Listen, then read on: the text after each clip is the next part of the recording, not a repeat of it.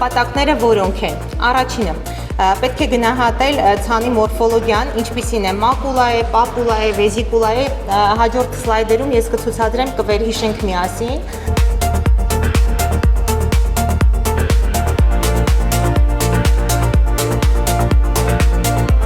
Այսօր միասին քննարկելու ենք լիմֆադենոպաթիան, տարբերակելու ենք այն լիմֆադենիտից, կքննարկենք նաև Էփշտեյն-Բարր վիրուսը, Էփշտեյն-Բարր ասոցացված հիվանդությունները։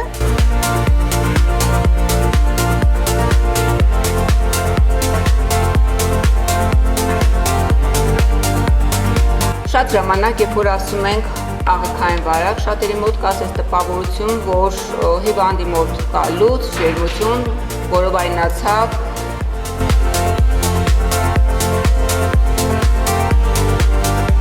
Ես կներկայացնեմ ընդամենը մեկ կլինիկական դեպք, էշերիխիոզի հետ կապնված։